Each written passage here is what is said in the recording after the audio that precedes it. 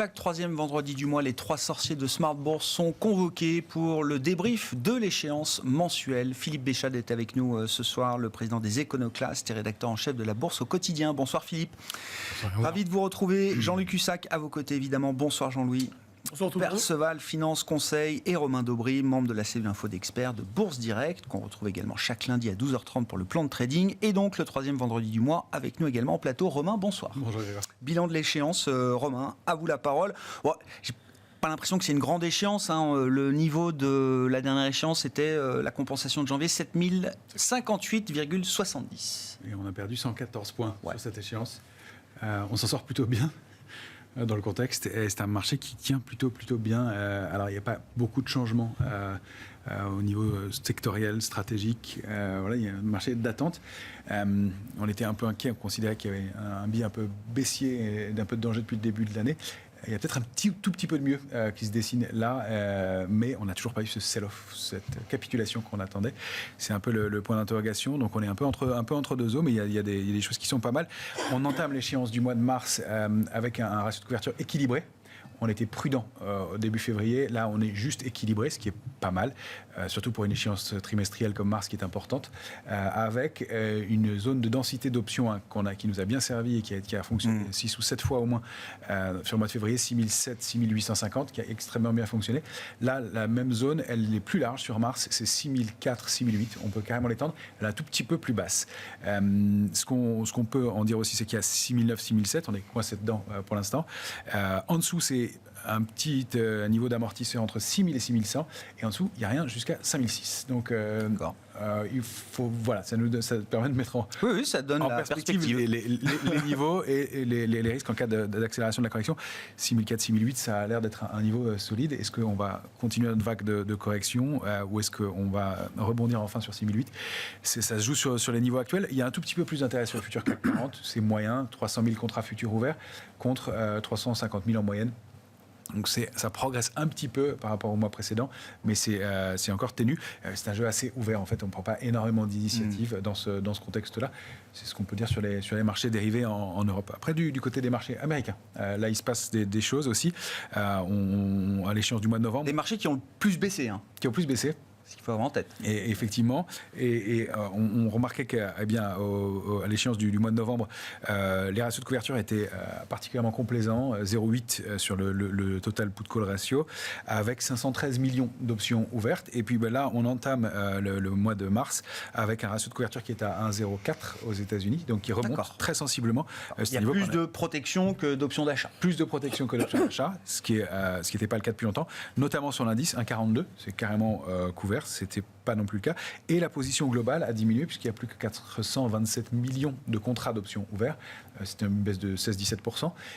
Ça veut dire que la position s'est aussi un petit peu assainie. On note qu'elle était beaucoup montée.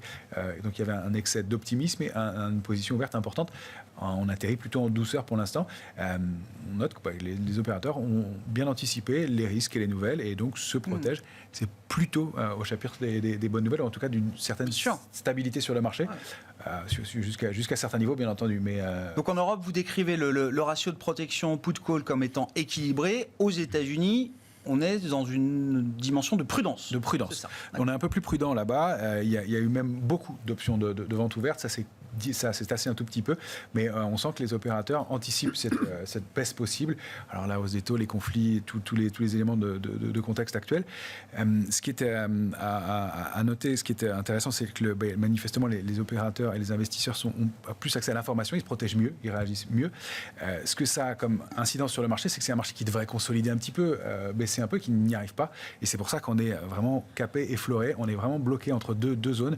Un tout petit peu de pression baissière d'un côté qui se rachète vite parce que les niveaux ne tiennent pas, et un marché qui n'arrive pas à baisser, qui n'arrive pas à aller faire ses extensions baissières, à aller rompre des niveaux. Alors c'est très identifié à Paris, hein. On a tous les mêmes niveaux en tête, je pense, à quelques points près, mais si 6007 casse, on sait qu'on a une accélération de 200 points facilement derrière.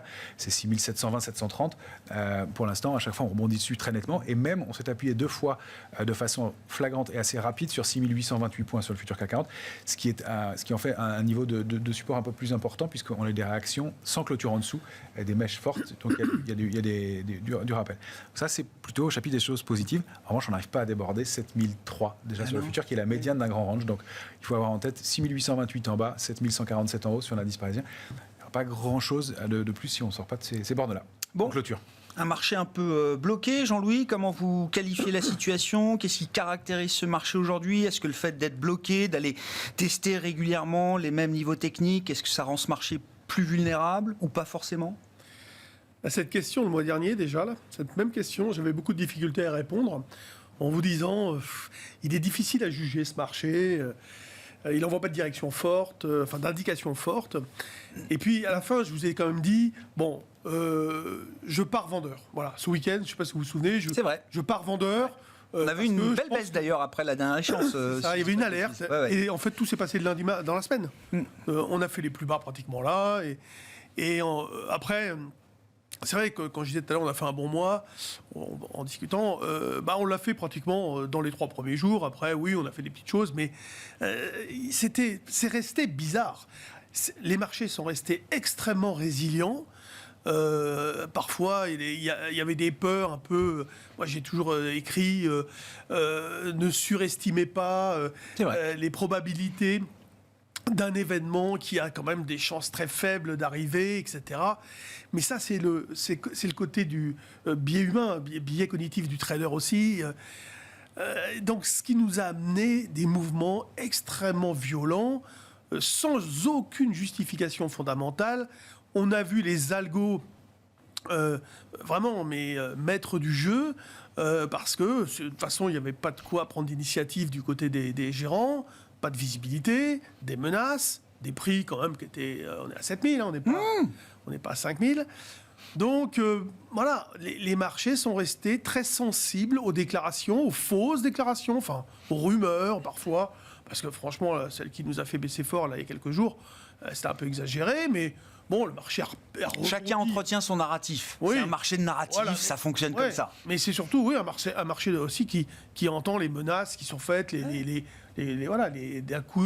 côté et de l'autre. Là, qu'est-ce qu'on voit? On voit une volatilité implicite à 21. C'est beaucoup. Ça veut dire toujours pareil, ce marché, les acteurs du marché sont hyper méfiants. On a conscience des enjeux. Voilà, il y a zéro complaisance. Et c'est vrai que les résultats, beaucoup de résultats des sociétés étaient vraiment très bons. Il n'y a pas à dire, Air Liquide. Et pourtant, ces valeurs, Schneider, ont beaucoup baissé quand même. Donc d'un côté, on se dit, mais ces valeurs... Bon, Hermès, le consensus, il n'y a pas un consensus hyper favorable. Il y a beaucoup de neutralité sur le dossier. On peut en parler. Il y a beaucoup baissé, mais je pense à ces valeurs-là. Bon, Esker, qui n'est pas dans le CAC, mais qui a beaucoup baissé. Qu'est-ce qu'elles vont faire? Alors, c'est ces valeurs qui vont rattraper leur retard, qui vont rebondir, ou bien c'est celles qui tiennent encore, comme Orange... Bon, nouveau président, etc., présidente. Et puis, des valeurs comme LVMH, qui arrivait à se tenir, bon, qui a craqué un peu, mais a vite rebondi.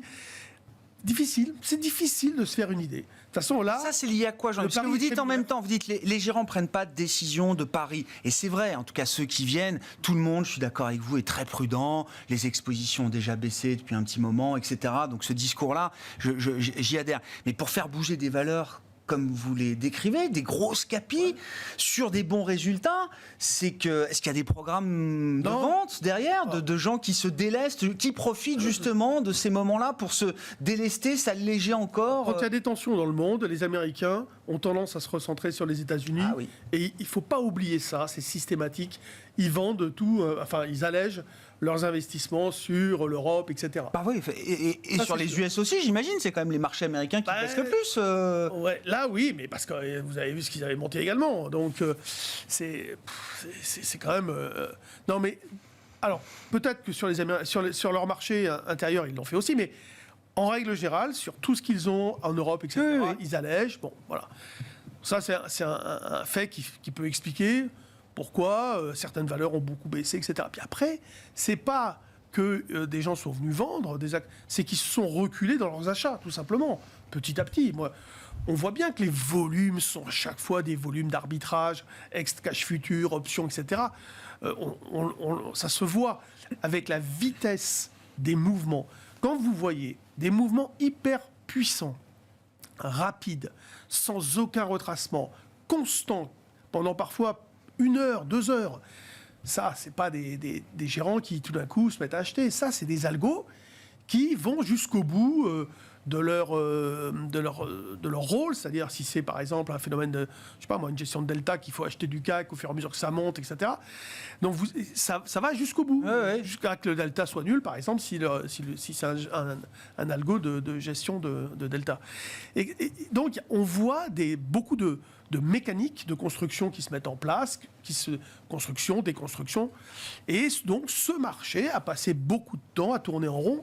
Alors, il y en a qui disaient qu'il dansait, donc il y a une danseuse qui me dit oui, c'est un peu du Madison. Alors, moi, je ne suis pas un spécialiste des danses, enfin, pour ceux qui le savent, c'est une danse en ligne, c'est ça, hein? Non, ça bouge un peu à droite, à gauche, en avant, en arrière. C'est ça, oui. Voilà, bon, Square dance. Hein, c'est ça, ouais. Qu'est-ce que vous dites, Philippe? Square dance. C'est le square dance, oui. Et donc, c'est vrai que ce marché, il s'est cherché, et il n'envoie toujours pas un message puissant. Sauf que il est hyper méfiant, donc résilient, donc il n'y a pas vraiment de vendeur potentiel. Sauf événement grave, hein, mais ils n'appuient pas sur le bouton. Ouais, ça, c'est sûr. Ouais. Philippe, qu'est-ce qui vous marque sur ces dernières semaines de bourse et de marché? Bon, comme on a déjà parlé beaucoup de la bourse, c'est de faire un petit tour d'horizon, mais rester sur la thématique que vient d'évoquer Jean-Louis, c'est-à-dire qu'effectivement, ça saute dans tous les sens. On a eu ça sur les devises. Rappelez-vous ce trou d'air sur l'euro qui va d'un seul coup chercher 1,1280. Alors on dit ça y est. Ah bah là, ça y est. Là, les 1,13, on les a vraiment mais cassés, quoi. 3 jours plus tard, l'euro, il remonte à 1,1480. On n'a rien compris. Alors après ça, on peut toujours essayer de trouver un narratif, expliquer que finalement non, la BCE sera peut-être moins agressive qu'eux, etc., etc. Enfin bref, on ne comprend pas grand-chose. Sur les taux d'intérêt, là aussi, on a commencé à voir cette semaine des mouvements porte de saloon. Donc on va chercher 2,05 sur le 10 ans américain, on monte à 0,80 sur les OAT. Et puis qu'est-ce qui se passe? Ça reste un peu accroché aux États-Unis, au-dessus de 2. Et puis nous, on perd 12 points. Le BTP italien, là, 20 points de baisse en 3 séances. Quand même assez spectaculaire, c'est pas des mouvements. Et quand vous regardez, est-ce que M. Draghi a fait une annonce? Est-ce qu'on a eu un papier d'avertissement de la BCE, etc. Ah non, ça s'est fait tout seul, comme ça. Il y a un petit stress géopolitique quand même, Philippe? Alors... je ne pense pas. Je ne sais pas s'il y a un lien à faire, mais... Alors, je ne crois pas que le BTP soit le véhicule privilégié. Quand on a des tensions, on va plutôt chercher soit du 10 ans helvétique ou du T-bond. Mais c'est pour dire... Oui, mais par mimétisme, tous les taux rebaissent, quoi, non? Oui, alors les taux se détendent fatalement si on a un vrai arbitrage avec des actifs à risque comme les actions. Or, on ne l'a pas vu. Ah si, par contre, il y a un actif à risque, tiens, j'y pense, qui vient de perdre 10% là, dans la semaine, c'est le Bitcoin. Bitcoin et Ethereum, là, d'un seul coup, on ne peut pas dire que ça joue un rôle de refuge, ni contre l'inflation, ni contre les tensions géopolitiques. Mais pour en revenir donc au marché obligataire, moi j'ai vu beaucoup de mouvements porte de saloon que je m'explique pas bien, sincèrement. Alors après, oui, on anticipait à un moment 50 points de plus d'ici le 31 décembre par la BCE. Il semblerait que le consensus soit revenu à 25 points. Sur la Fed, on ne sait pas si on va aller à 1,50 en ligne droite, en commençant par plus 0,50, plus 5 fois 0,25, ou est-ce qu'on va faire un classique 6 fois 0,25? Et puis demain, si on a une inflation qui redescend à moins de 7, on va revenir à 5 mouvements, etc. Mais là, ça a été vraiment brutal. Et à chaque fois, on se dit, on va peut-être avoir enfin une vraie histoire, on va avoir un vrai raisonnement auquel on va pouvoir s'accrocher. Voilà. C'est l'histoire des 9 prochains mois qui est en train de s'écrire. Bah non. Ben non. Non, rien Mais non, ne parce que tient. tout le monde navigue à vue. Rien ne tient. Parce que Voilà. c'est compliqué, parce qu'il y a de la volatilité statistique, il y a de la volatilité du côté des banquiers centraux, il y a de la volatilité sur les taux. Le move est à des niveaux importants, hein, la volatilité Alors, du marché. moi, ce qui obligataire. m'inquiète peut-être le plus aujourd'hui, c'est le manque. Mais vous dites de ces mouvements, qu'est-ce que vous en tirez comme enseignement, Philippe? Ils sont paumés. Ah bah, je pense. Ouais. Oui, mais non, mais... On est paumé, et puis il y en a qui sont coincés. Hein. Si on détient des petites émissions, c'est quelque chose, une émission de moins de 100 millions d'euros, là, c'est la liquidité, elle a totalement disparu. Voilà. C'est encore pire si on est sur du triple B ou du double B. Là, on ne sort plus de rien. Alors après, qu'est-ce qui reste effectivement Je pense qu'on n'est pas prêt de voir du monde retourner sur le high yield. C'est un pari que je fais comme ça. Et pour ceux qui sont sur le high yield, s'ils ont besoin de liquidité, là, je ne sais pas comment ils vont faire. Je reste sur cette question. Oui, non, mais c'est vrai qu'on l'a décrit cette semaine, les mouvements sur le crédit, oui, sont significatifs. Et on traite mal sur le crédit, il n'y a pas de liquidité. C'est compliqué de traiter effectivement sur cette partie-là du marché. Est-ce qu'on peut s'intéresser, alors, vous l'avez dit Romain, là, ces belles valeurs qui sont en baisse de 30% depuis l'automne dernier. Alors bon, Hermès, je le citais comme emblème du jour, 30% de baisse par rapport au sommet. Alors le sommet d'Hermès, c'était en novembre, mais d'autres avaient commencé à baisser avant. Alors vous citez Dassault Systèmes, Téléperformance a perdu plus de 20% aussi. Voilà, il y en a d'autres. Est-ce que c'est survendu? Est-ce qu'on trouve des valeurs là qui commencent à être survendues dans cette catégorie de grandes, belles valeurs de qualité, richement valorisées? Mais est-ce que désormais les baisses commencent à devenir intéressantes? Elles le deviennent manifestement parce qu'il y a eu un coup d'arrêt dans la tendance baissière. Il y a des niveaux qui sont testés effectivement en ce moment avec des réactions plus ou moins brutales sur des publications. On défend quand même sur Hermès en clôture des supports aux alentours de 1191, 1200, même si la baisse du jour est un peu marquée. Téléperformance, elle a perdu 22%. Effectivement, elle rebondit. Elle, c'est plutôt au chapitre des bonnes réactions. On avait choisi aussi Dassault Systèmes qui a perdu 30% depuis novembre. Oui, ce sont des niveaux intéressants. Ce sont des niveaux aussi de retracement important de toute la hausse Covid. En fait, on utilise souvent les ratios de Fibonacci et on arrive dans des zones qui sont entre 38-20 et 50% de retracement de toute la hausse de mars 2020 à donc l'automne, comme vous disiez. Ça a commencé pour Kering de façon flagrante au mois d'août. Ça a été plus récent pour Legrand qui a perdu 20% depuis le 1er janvier quand même. Et donc elles ont des configurations où effectivement elles arrivent sur des niveaux de support importants avec des réactions, avec en bas de marché des marteaux, donc des bougies avec une grande mèche basse en dessous et un petit corps avec un gap souvent. Ça sont des signaux de possibles retournements qui vont être à confirmer. Et c'est un peu, ça traduit toute l'incertitude dans laquelle on est en ce moment. Est-ce qu'on va confirmer et on va pouvoir repasser ces niveaux-là? Moi qui étais assez pessimiste, enfin prudent dans une vague de correction que je pense sont des feuilles de route, mais être une vague de correction A, je rappelle que A, c'est la première vague de correction dans un mouvement en A, B, avec un rebond, le rebond étant en B, et c'est une vague bien plus méchante qui aurait lieu dans le courant du printemps. Donc, dans ce contexte-là, on se dit que oui, effectivement, on va peut-être même pas aller au bout de la vague A, qu'on avait identifiée comme étant une vague de Wolf sur l'indice CAC 40, par exemple, avec des cibles autour de 6500 points.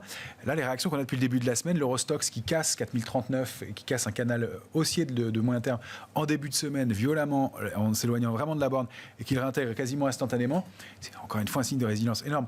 Et tout le contexte géopolitique fait qu'on a des mouvements de baisse un peu marqués, mais des rebonds qui sont aussi violents. Et maintenant, on réagit très peu ou quasiment plus aux dernières annonces.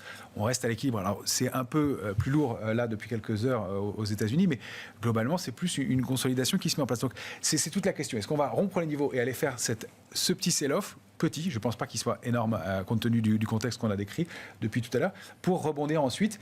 Et on voit que ça frémit et on a plutôt l'impression que les opérateurs sont dans les starting blocks pour un petit rebond, un petit sprint, une petite accélération. Je ne m'attends pas à des mouvements très importants non plus. Je pense que si on revoyait les plus hauts annuels sur l'indice CAC 40, ce serait déjà le bout du monde cette année. Et je pense qu'on n'y est pas encore. Il faudra passer donc 7003 pour prendre un petit biais haussier. Là, ça pourrait accélérer un peu parce qu'on bute sous ce niveau depuis le début de la semaine. Et, on ne casse pas les niveaux d'en dessous.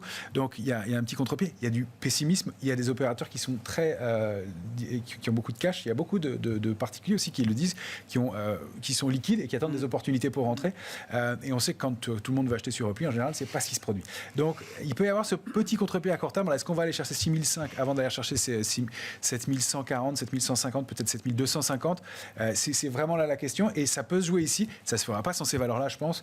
C'est pas Renault qui, à elle seule, va entraîner l'indice parisien. Ça, c'est un point, oui. Et voilà. En revanche, Renault a une configuration graphique intéressante pour le moyen et long terme. Elle a une réaction qui est positive. Elle vient d'aller chercher une résistance aujourd'hui importante sur qui sont sur ses plus hauts du jour. Mais graphiquement, il se passe quelque chose. Il y a un retournement sur la valeur. Maintenant, je pense qu'on ne se précipite pas dans un contexte d'incertitude et les choses peuvent se décanter un peu. Il y a, à mon avis, beaucoup plus de stock picking à faire. C'est toujours le terme, le mot. Là, c'est plus vrai que jamais. Je pense que ça se devient encore plus concentré sur quelques valeurs en retard. Et puis, si on considère que c'est une dernière phase de hausse qui nous attend, alors avec un petit sell-off avant ou pas, il y a aussi un élément à avoir en tête, c'est qu'on est souvent dans ces mouvements-là, dans des périodes de concentration. Les entreprises ont pas mal de cash. Et je pense par exemple à Patrick Pouyanné qui disait qu'il trouvait que les valeurs de l'énergie renouvelable étaient un peu chères. Là, le tracker énergie renouvelable, il a baissé si on le prend un panier, il a baissé de 25-30%. Il va peut-être commencer à vouloir faire des courses. Ouais. Donc, je pense qu'il y a tout un mouvement qui va se mettre en place de concentration. Kering a dit oui, M&A, bien sûr, on peut avoir une acquisition dans un futur proche. Voilà. On sent que ça. Là, il faut aller chercher des petites et moyennes capitalisations qui peuvent être dans des secteurs. Alors, il y a, je pense, des gros éléments à regarder. C'est peut-être du côté technologique, en effet, du côté des énergies, bien entendu, énergie renouvelable notamment. Du côté de l'armement aussi, pourquoi pas, et puis oui, donc technologique au sens large, technologie de paiement, etc. Il y a pas mal de choses qui peuvent se passer de ce côté-là, à mon avis, et ça va plus être des dossiers individuellement. Ça se détecte aussi graphiquement, on arrive à en trouver certains. Pour l'instant, il n'y a rien de flagrant, mais voilà, je pense qu'il peut y avoir ce mouvement qui s'alimente. En tout cas, on sent bien qu'il faudrait une bonne nouvelle et une petite détente pour déclencher un petit sprint, encore une fois, rien d'extraordinaire. Ouais. Bon, sans être Patrick Pouyanné ou François-Henri Pinault, est-ce que c'est le moment d'aller faire des courses un peu dans une logique de stock picking, Jean-Louis ? Stock picking, je ne sais pas, parce qu'en fait, c'est un pari très binaire qu'on fait actuellement. C'est-à-dire qu'on est... Hermès à moins 30, c'est binaire. C'est binaire parce que... Ça peut continuer de perdre 30. Le problème, c'est que le démarrage, c'est de se dire quoi ? C'est de se dire, je pense qu'il n'y aura pas de conflit et que ça va aller mieux et qu'on ne cassera pas 6006. Si on est d'accord avec ça, on peut tenter d'acheter. Mais la réponse sera binaire, c'est oui ou c'est non. Ouais. Et ça peut être violent, si vous voulez. C'est ça le problème. C'est que, en fait, vous pouvez avoir des mouvements peut-être ennuyeux pour celui qui aura acheté, pas catastrophique sur du moyen long terme, certes, mais un peu embêtant si on va plonger sur un dérapage de la situation autour de l'Ukraine. Alors, tout ce qu'on peut être amené à faire, faut être conscient des risques, se dire, oui, en effet, il y a des opportunités, oui, toutes ces valeurs citées, moi j'aime bien Air Liquide, Schneider, même des grosses comme ça, après il y a des petites moyennes et tout, qui sont dans des configurations peu ou prou proches de niveaux très importants, avec des replis importants, et d'ailleurs, quand on voit des replis comme ça, il y a de quoi se gratter la tête, se dire, mais mince, quand même, c'est un SKR, pourquoi ça baisse comme ça ? Ça n'arrête pas. Enfin, c'est quand même incroyable. Je sais pas, parce que c'est trop cher. Oui, ça c'est sûr qu'elle était très chère. Bon. Alors pourquoi ils ont payé tout ce qui a plus de 20 de PE forward, et j'imagine qu'Esquerre était.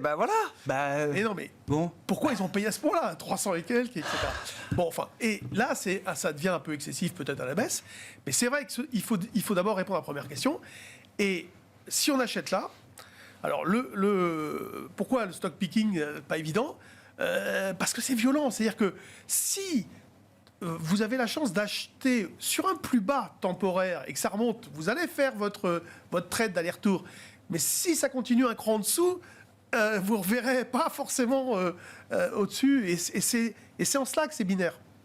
Et ça ne tient pas à grand-chose. Ça ne tient vraiment pas à grand-chose. Donc il n'y a pas d'urgence à y aller agressivement sur des belles valeurs qu'on regarde, qu'on a dans sa liste. Il n'y a pas de market timing, si vous voulez. Il n'y a pas une indication que c'est le moment d'y aller. Le marché est en train de se retourner tranquillement. On n'a pas des indicateurs suffisamment positifs avec des vrais moteurs qui sont en train de donner, comme ça, visuellement, des signaux que ça repart. Pour l'instant, ce n'est pas le cas. Ça peut être le cas la fin de la semaine prochaine, mais pas aujourd'hui. D'accord. Philippe, je suis toujours très mal à l'aise sur le thème les marchés et la guerre, parce que, alors, est-ce qu'effectivement, je ne sais pas, une très mauvaise nouvelle sur l'Ukraine avec la Russie, les Occidentaux, etc., est-ce que ça peut être un déclencheur qui soit à l'origine d'un flush, d'un plongeon de marché. Moi, je me souviens d'une époque où la Corée du Nord tirait des missiles, on se réveillait le matin et puis rien se passait, quoi. Hein? Non, mais c'est pour ça que j'arrive pas à définir si ça peut être un stress de marché énorme au point de tout envoyer valdinguer. Alors, je ne sais pas si les statistiques sur le long terme, le temps long, peuvent être d'un quelconque renseignement. Voilà. Mais disons que depuis 1960, je regarde le marché américain, chaque fois que les États-Unis sont rentrés en guerre quelque part, alors, soit c'est la Corée, le Vietnam, tout ce que vous voulez, Panama, la Barbade, l'Irak. J'ai pas d'exemple où le jour où la guerre est déclenchée, Wall Street perd 2%. Ouais, lundi dernier, on a commencé à -3, il n'y avait pas de guerre, c'était juste à nouveau des moulinets de la diplomatie américaine. Dans l'histoire, c'est pas vraiment un grand facteur perturbant. Bon, alors bien sûr, on se rappelle tous du déclenchement des hostilités en 91 et puis en 2003. Le marché avait beaucoup baissé avant. Une fois que le conflit commence, on passe tout de suite à autre chose. J'en sais rien. C'est les États-Unis. C'est un marché qui fait preuve d'un sang-froid face à la guerre, comme si c'était quelque chose vraiment auquel ils sont totalement accoutumés. Voilà. Il y a les porte-avions, hein. Oui. Voilà. Je veux dire, oui. Voilà, il y a 825 bases américaines. Oui. Il y a 825 bases américaines dans le monde, donc effectivement, ils sont toujours quelque part où il peut se passer quelque chose. Quand ils entrent en guerre, on a plutôt souvent envie d'être leur côté. Donc je suis pas sûr que même le déclenchement d'un conflit ferait chuter fortement Wall Street. Voilà, d'accord. C'est une réponse un peu historique et empirique. Maintenant, est-ce que quelqu'un a un intérêt à ce conflit ? Alors pas les Russes, parce que s'emparer d'un pays qui fait le 10e du PIB de la Russie avec un niveau de vie 3 fois moindre, c'est comme si la France envahissait l'Albanie, mais que l'Albanie fasse la taille de l'Espagne. La France n'a pas la même armée que la Russie. Voilà. Mais en tout cas, c'est pas juste une question de PIB. On en a parlé aussi cette semaine. C'est pas juste une question de PIB. On va dire que l'invasion de l'Ukraine fait pas de sens comme aller en Irak chercher du pétrole. Ou, je ne sais pas, priver Saddam Hussein de pseudo-armes de destruction massive. L'Ukraine, ça produit un petit peu d'acier, ça produit un petit peu d'armement. C'est pas stratégique pour la Russie du tout. Voilà, donc ils n'ont pas vraiment un intérêt géostratégique à gagner la Caspienne pour attraper le pétrole. Enfin, je vois pas très bien l'intérêt. Donc les seuls qui, dans l'affaire, feraient leur beurre, c'est les producteurs de GNL américains. Donc les champs du Permien, etc., le Texas, les Canadiens qui se mettent aussi bien dans le GNL, puis le Qatar, évidemment, qui devrait être, d'ici 1 ou 2 ans, le premier producteur mondial de GNL. On a les Allemands qui annoncent aussi que leurs terminaux du côté de Hambourg, ils vont peut-être mettre de plus gros tubes pour décharger le GNL. Après, c'est jamais aussi efficace qu'un pipeline ou qu'un gazoduc. Qu'un Nord Stream, c'est sûr. Il faut quand même les faire traverser, ça prend du temps, il faut les mettre dans les ports. Voilà. Sans oublier que les méthaniers qui transportent le GNL, ce sont des bombes. Il faut savoir qu'un méthanier, c'est à peu près l'équivalent d'une bombe Hiroshima en termes d'énergie contenue à bord. Heureusement qu'on n'a jamais eu d'accident. Mais c'est pour dire qu'un méthanier qui exploserait à Hambourg, il n'y aura plus de Hambourg, en gros. Donc, personne n'a vraiment intérêt stratégiquement et militairement à s'emparer de l'Ukraine ou à y faire quelque chose. Voilà. Donc c'est en périphérie que éventuellement il y a peut-être des business qui se trouveraient bien. La collecte de données, le brouillage, tout ce qu'on veut. On peut peut-être expérimenter de nouvelles armes en conditions réelles. Mais vraiment ce conflit-là, ça ne fait l'affaire de personne. Pour en revenir aux actifs de marché, moi je note. On a eu quand même des petits pics de stress cette semaine. Le pétrole n'a pas encore franchi les $100. Non, et puis en plus ça, il y a pour le Brent, il y a un point d'arrêt à 97. Vous avez à peu près le même à 95 sur le WTI. Donc voilà, on a quand même fait une bonne partie de l'objectif. Après ça, le gaz, alors lui, il peut aller, je ne sais pas jusqu'où. Ça, c'est une volatilité digne d'une crypto. On pourrait appeler ça du crypto-gaz, je ne sais pas. Donc, il y aura peut-être moyen, effectivement, de s'amuser un petit peu avec la volatilité des matières premières. Mais là, surtout, ce que l'on voit quand même, là, pour résumer la semaine qui vient de s'achever, donc 0 ou pas grand-chose sur le CAC, moins 0,8, je sais pas, en clôture.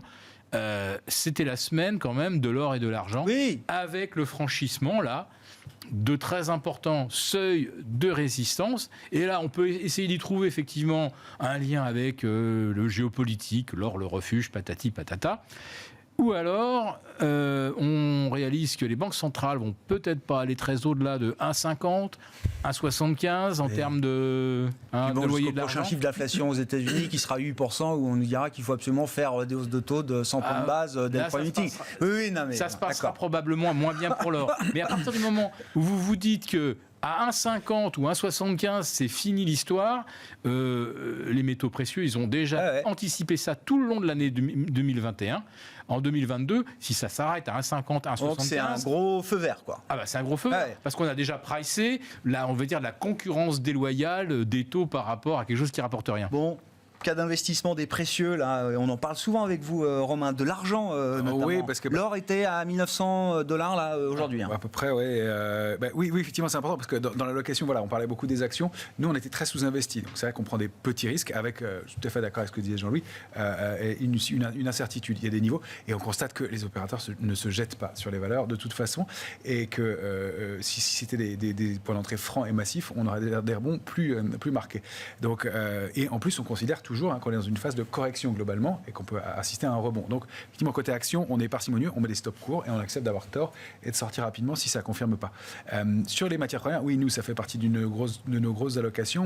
On est investi largement sur l'or et l'argent depuis longtemps, peut-être beaucoup en amont, mais on est content dans ce cas de figure-là et on travaille maintenant à titre spéculatif, en plus l'or et l'argent, en plus d'un investissement de fonds. Oui, l'argent toujours au-delà de 21, 90, 22, ça bondit quasiment systématiquement et on fait des écarts et des arbitrages jusqu'à 24, 40, 24, 80.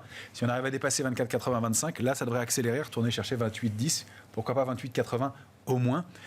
Et puis on a des perspectives sur l'argent, on l'a évoqué déjà plusieurs fois, sur le moyen et long terme, qui sont vraiment importantes. Et donc, un métal de la transition énergétique. Un métal de la transition, et donc des perspectives bien au-delà, qu'on évoquera en temps et en heure, mais déjà aux alentours de 28, 29, ce serait pas mal. Pour l'or, oui, il a franchi en clôture hebdomadaire la semaine dernière et confirmé cette semaine une oblique baissière qui datait d'août 2020. Avec des appuis importants, une accumulation et la réintégration du canal haussier de long terme. Donc il se passe quelque chose sur l'or, il y a un vrai signal d'achat qui se déclenche. Il est un peu lent, mais il y a un potentiel qui est intéressant. Là, ça se jouerait au-delà donc, de 1860, tant qu'on préserve 1860.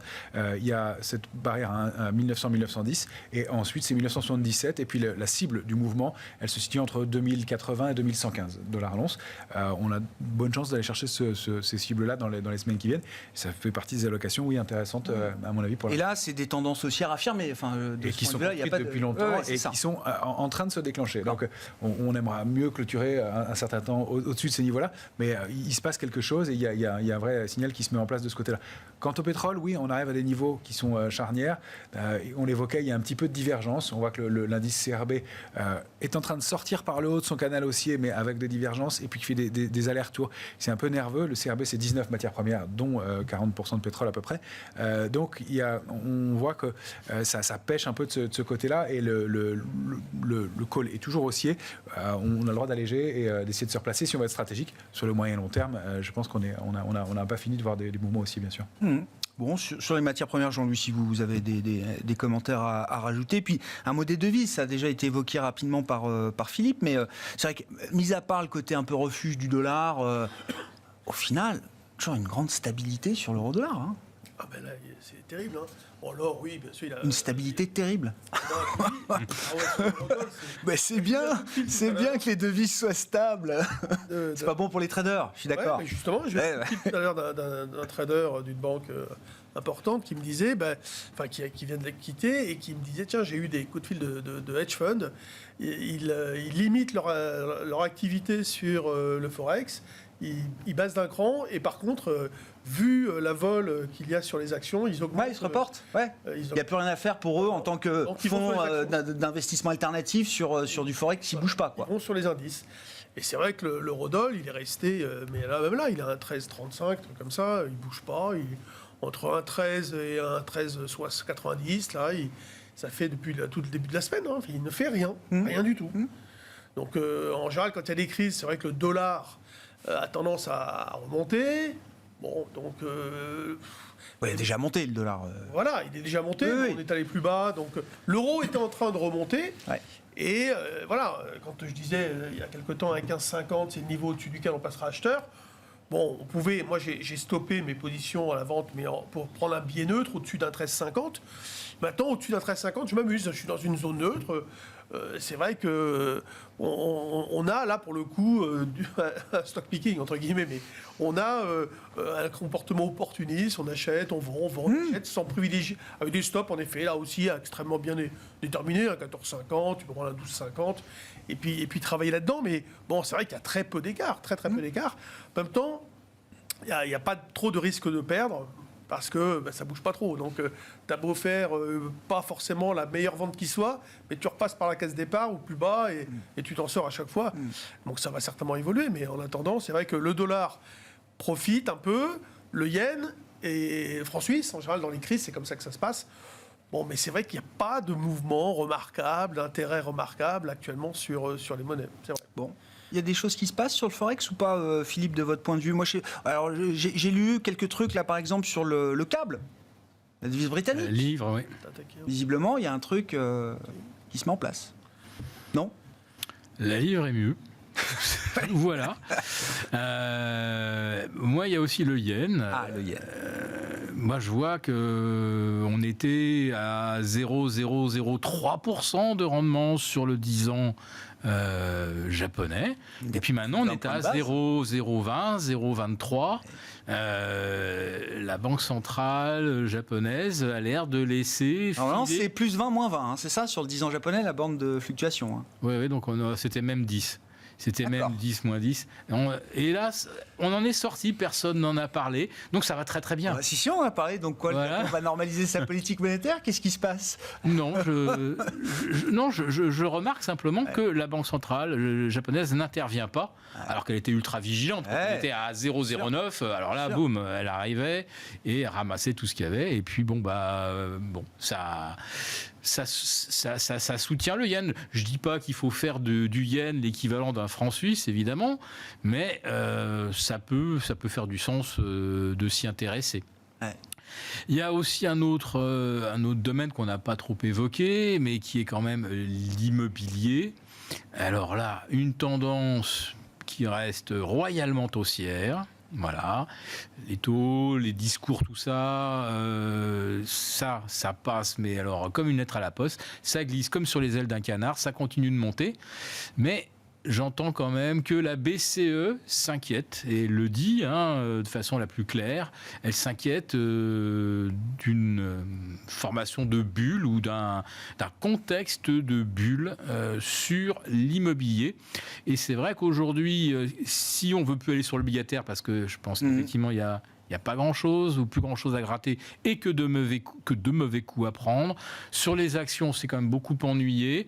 Qu'est-ce qui reste comme alternative pour des gens qui ont vraiment beaucoup d'argent, si on veut comme ça arbitrer 100 millions, 200 millions, 500 millions il reste que l'or, l'argent c'est trop étroit, il reste l'immobilier. Et si on nous dit que l'immobilier c'est en bulle, pour moi c'est un message adressé aux banques. Ça veut dire... on se montre un peu plus restrictif, on est plus sélectif sur les dossiers, on calme le jeu. Sur le plan macro-prudentiel, en France en tout cas, c'est ce qui s'est passé ces derniers mois, ces derniers trimestres. Alors, ça avait commencé par Villeroy de Galhau d'ailleurs, qui disait que... Les recommandations sont devenues des règles à respecter, sur le levier qu'on peut accorder aux... Mais ça fait quand même 10 ans qu'on n'a pas entendu un banquier central faire un commentaire sur les niveaux atteints par l'immobilier. Voilà, donc j'entends ça. Je dirais pas que c'est une petite musique, mais ces gens-là, ils parlent rarement en l'air. Bon. Aux États-Unis, c'est un sujet quand même. Pour conclure, Romain, on se voit lundi donc pour le plan de trading. Mais pour conclure là sur cette journée d'échéance, donc c'est ça en fait. Je ne sais même plus comment décrire la situation. C'est trading range et on est en situation d'attente du côté de la borne basse du trading range, en dessous de 7003. Si on était au-dessus, ce serait un petit peu plus haussier. On est plutôt en dessous. C'est 6959, 7003. Mais on accumule dans cette borne-là. Pas 7300, hein, 7003. Oui, 7003 points. Non, mais je le précise pour tout le monde. Je donne des points trop. Non, oui, mais non, c'est tout à votre honneur. Et même ne comprenez pas 7300. Et même 7045, ce serait encore mieux pour aller chercher 7098, enfin 7100 et ces niveaux-là. On a l'impression qu'on est proche du déclenchement. Ça se fait pas, ça se met pas en place tant qu'on n'est pas au-dessus. On alterne achat et vente avec un petit biais baissier puisqu'on est sous cette médiane. Donc grand trading range. Il n'y a pas beaucoup mieux dans l'immédiat, mais un peu moins mal qu'on était il y a quelques jours, quelques semaines, notamment en raison de ces couvertures et de ces niveaux qui peuvent être des points d'entrée. On se retrouve lundi, Romain, à 12h30 dans Smart Bourse pour le plan de trading. Messieurs, Philippe Béchat et Jean-Luc Cussac, on vous retrouve. Ah, c'est fini, Philippe. Non, on se retrouve dans un mois. Et Hermès est sauvé. Pourquoi Hermès s'est sauvé? Extraordinaire. Elle a fait 1150, ils l'ont terminé à 1200. Magnifique marteau aussi. Le marteau se confirme pour Hermès. Par tort. Ça s'arrêtera là pour ce soir. Merci beaucoup, messieurs. Les 3 sorciers de Smart Bourse qui sont avec nous chaque 3e vendredi du mois à 17h dans l'émission.